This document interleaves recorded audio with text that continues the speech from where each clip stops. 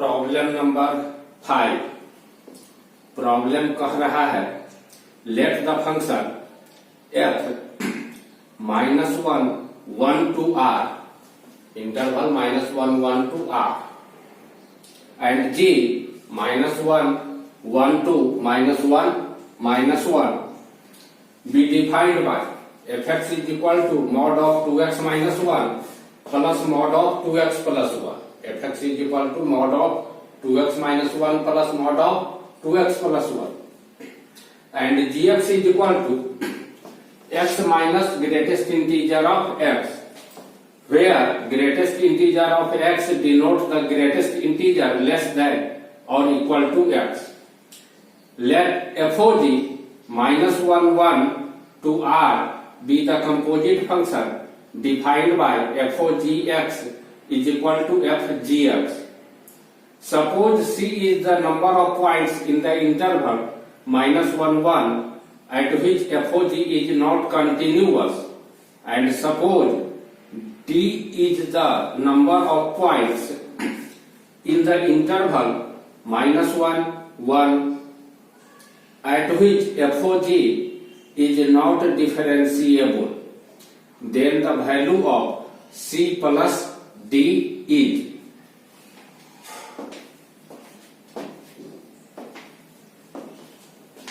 fx दिया हुआ है इतना, इसमें 2x minus 1 is equal to, अगर हम 0 लिखें 2x minus 1 is equal to 0, तो इससे हमको x इज इक्वल टू 1/2 मिलता है। 2x plus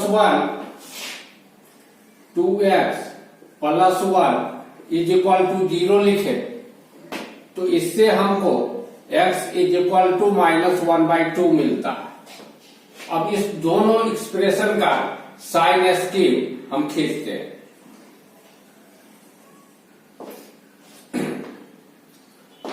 सबसे पहले ऊपर वाले का 1/2 लेफ्ट साइड का नंबर रखने पर निगेटिव आ रहा है, निगेटिव, और राइट साइड का नंबर रखने पर पॉजिटिव आ रहा है। फिर -1/2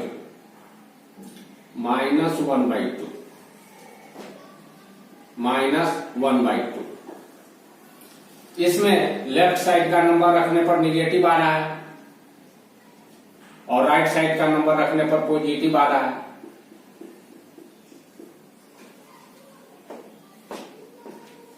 तो fx इज इक्वल टू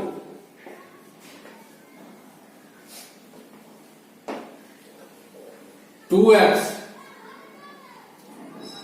-1 का मॉड प्लस 2x plus 1 का मॉड। अलग अलग इंटरवल में इसको हम सेपरेट कर देते हैं, -1 से लेकर के -1/2, -1 से लेकर के -1/2, 2x -1 का मॉड प्लस 2x plus 1 का मॉड, -1/2 से लेकर के 1/2, और 2x -1 का मॉड प्लस 2x plus 1 का मॉड 1/2 से लेकर के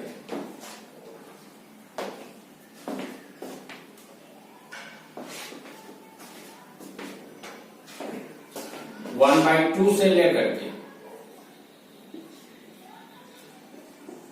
1 तक, 1 से छोटा तक, दैट इज इक्वल टू हो जाएगा, देखो -1/2 के लेफ्ट साइड में दोनों निगेटिव, मॉड हटाएंगे इसके पहले माइनस साइन लगाएंगे, तो इसके पहले माइनस लगाएंगे तो यह क्या हो जाएगा 1 - 2x, 1 - 2x, इसके पहले माइनस लगाएंगे तो -2x - 1, -1 से -1/2, यह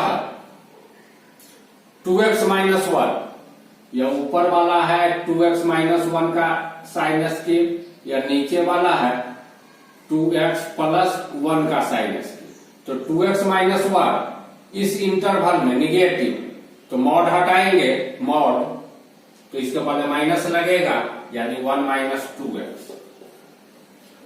और 2x प्लस 1 इस इंटरवल में पॉजिटिव, तो मॉड हटाएंगे तो जो है यही लिखेंगे, प्लस 2x प्लस 1 माइनस 1/2 से लेकर के x 1/2 के बीच, और 1/2 से आगे दोनों पॉजिटिव, तो मॉड हटाएंगे तो जैसा है वैसा ही लिखेंगे। 2x minus 1 plus 2x plus 1/2 से लेकर के 1 से पहले तक। This implies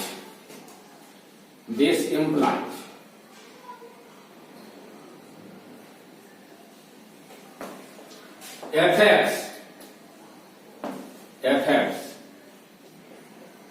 is equal to 1 cut जाएगा, -4x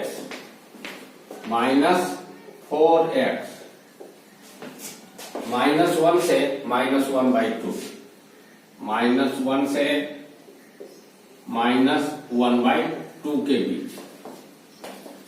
इसमें यह 2x कट जाएगा, 1 प्लस 1 2 हो जाएगा, 2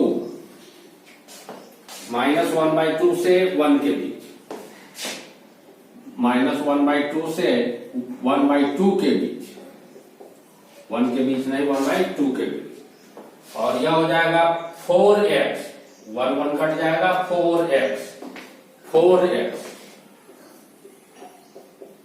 1/2 से लेकर के 1 से पहले तक fx हो जाएगा इतना।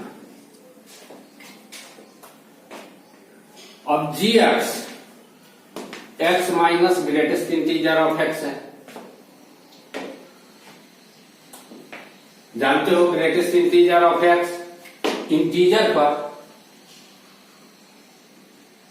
डिसकंटिन्यूअस होता है, तो इस -1 से लेकर के 1 के बीच में एक इंटीजर 0 आता है, तो इसको 0 पर हम सेपरेट करके लिखते हैं।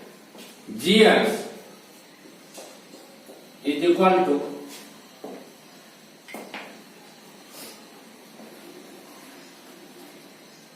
x minus greatest integer of x, -1 से लेकर के x लेस देन 0 तक, और फिर x minus greatest integer of x 0 से लेकर के 1 से पहले तक।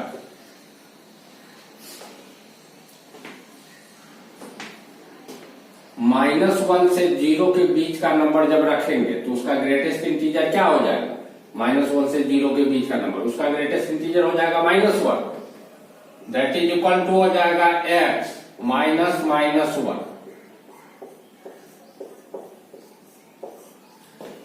और 0 से 1 के बीच का नंबर रखेंगे तो उसका ग्रेटेस्ट इंटीजर हो जाएगा 0, x माइनस 0।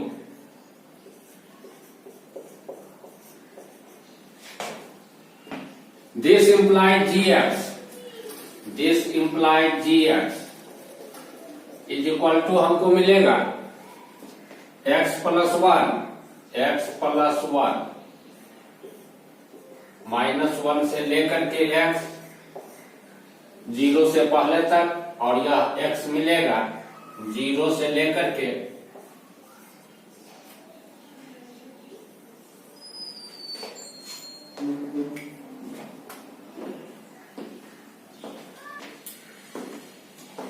यह gx जो x minus greatest integer of x है, x minus greatest integer of x वास्तव में यह हो जाता है फ्रैक्शनल पार्ट ऑफ x, और y is equal to fractional part of x का अगर हम ग्राफ खींचे तो ग्राफ कुछ ऐसा नजर आएगा, ग्राफ कुछ ऐसा नजर आएगा। यह है 0, यह है 1, यह है 2, यह है -1, 1 हाइट, यह है 1 हाइट। यह 0 वाला पॉइंट होता है, यहां से लेकर के यहां तक ग्राफ ऐसे चलता है। फिर यह 1 वाला पॉइंट होता है, यहां से लेकर के ग्राफ यहां तक ऐसे चलता है। इसी तरीके से यह वाला पॉइंट होता है, लेकिन 0 पर का पॉइंट यहां पर एब्सेंट रहता है, 0 का पॉइंट यहां रहता है। यही है फ्रैक्शनल पार्ट ऑफ एक्स का यानी gx का ग्राफ। इसमें 1/2 हाइट अगर लो और यहां से एक डॉटेड लाइन खींचो तो दिखाई पड़ रहा है ग्राफ को यहां काट रहा है।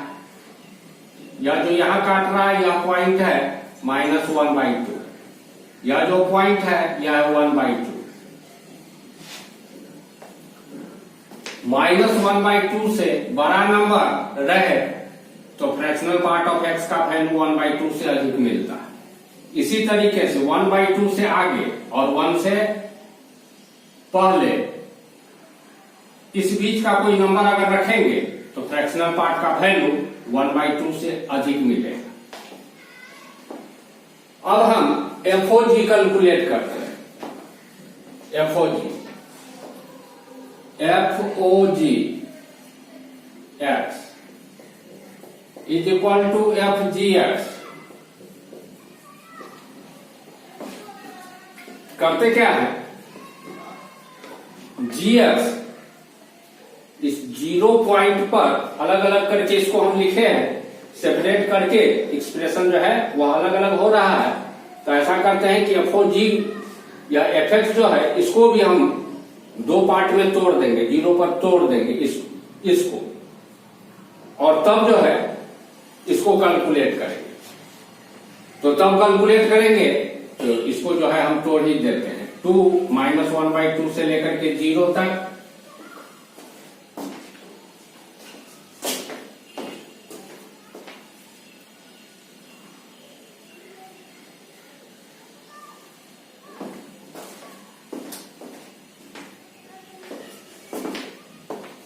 जीरो तक और फिर 2 ही होगा 0 से लेकर के 1/2 तक। अब हम FOG कैलकुलेट करते हैं। तो FOG किसके बराबर हो जाएगा, हो जाएगा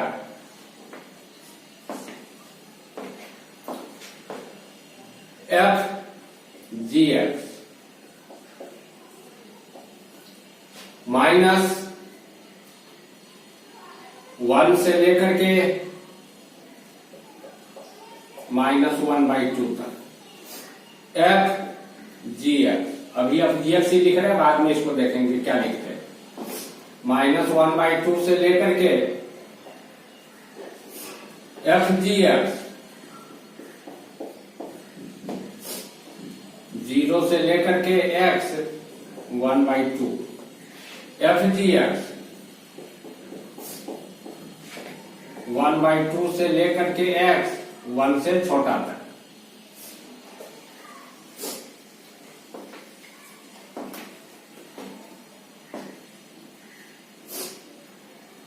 अब देखो, जब x का वैल्यू -1 से -1/2 के बीच, -1 से 1/2 के बीच, तो gx का वैल्यू 1/2 से छोटा, 1/2 से छोटा और 0 से 1/2 के बीच, 0 से 1/2 के बीच, 0 से 1/2 के बीच, देख रहे हो, 0 से 1/2 के बीच, 0 से 1/2 के बीच और 0 से 1/2 के बीच रहने पर वैल्यू f का होता है 2। f के बाद जो नंबर है यह नंबर यदि 0 से 1/2 के बीच का, तो इस f का वैल्यू होगा 2।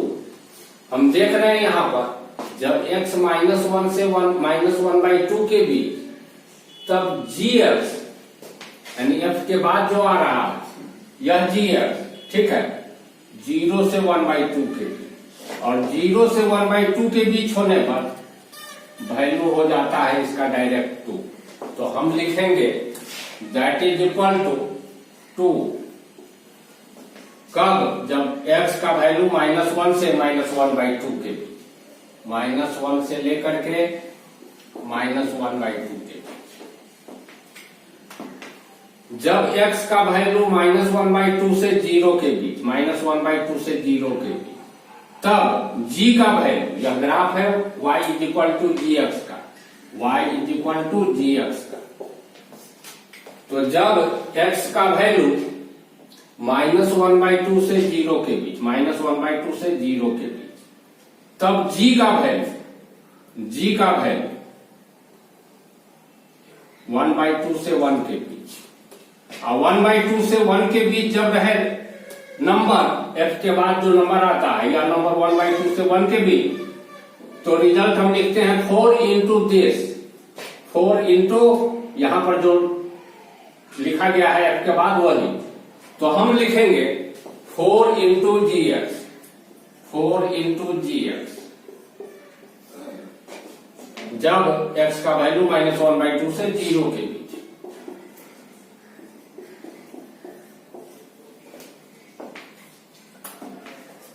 जब x का वैल्यू 0 से 1/2 के बीच, 0 से 1/2 के बीच, तब g का वैल्यू 0 से 1/2 के बीच, और 0 से 1/2 के बीच f के बाद जो नंबर आ रहा है, या नंबर 0 से 1/2 के बीच, तो f का वैल्यू 2, तो हम लिखेंगे 2।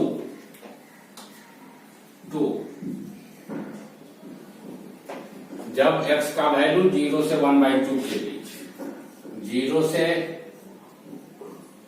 1/2 के बीच,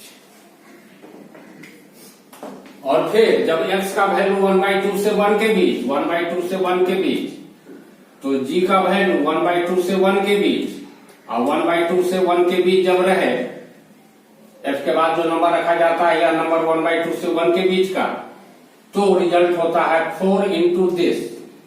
तो हम लिखेंगे 4 into gx, 4 into gx, 4gx, कब, जब x का वैल्यू 1/2 से 1, 1/2 से लेकर के 1, यानी f4gx, हमको भी इतना मिला है, अभी पूरा कैलकुलेशन नहीं हुआ है, अभी और आगे करेंगे फिर से मिटा करके। f4gx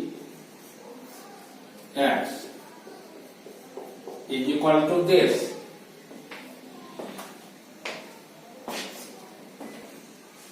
this implies FOGX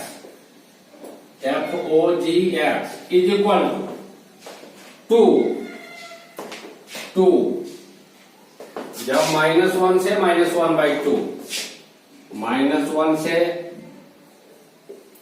-1/2, यहां पर है 4gx, जब x -1/2 से 0, जब x -1/2 से 0 या -1/2 से 0 इसी में पड़ेगा, तब gx x + 1 होता है। तो यहां gx के जगह पर x + 1 रख देंगे, तो 4x + 1 -1/2 से 0, -1/2 से लेकर के 0, फिर 2, 0 से 1/2, 2, 0 से लेकर के 1/2, और यहां पर है 4gx, जब x 1/2 से 1 के बीच, 1/2 से 1 इसी बीच में पड़ेगा, तब gx होता है x, इसीलिए यहां पर लिखेंगे gx के जगह पर x, तो हो जाएगा 4x, 1/2 से लेकर के x 1 से छोटा तक।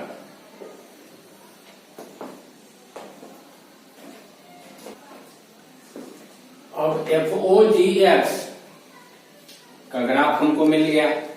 ग्राफ नहीं मिला, FOGX फंक्शन हमको यहां लिखा हुआ नजर आ रहा है। अब हम इसका ग्राफ खींचेंगे।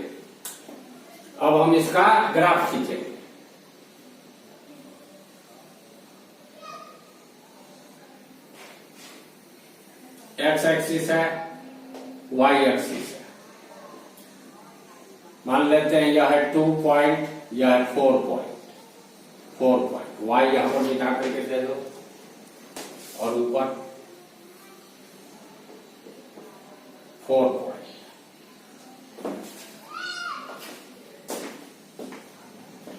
-1 से 1 के बीच, -1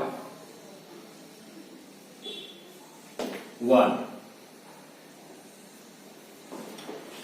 -1/2 यहां आएगा, 1/2 यहां आएगा, 0 यहां। -1 से लेके -1/2 के बीच 2 हाइट,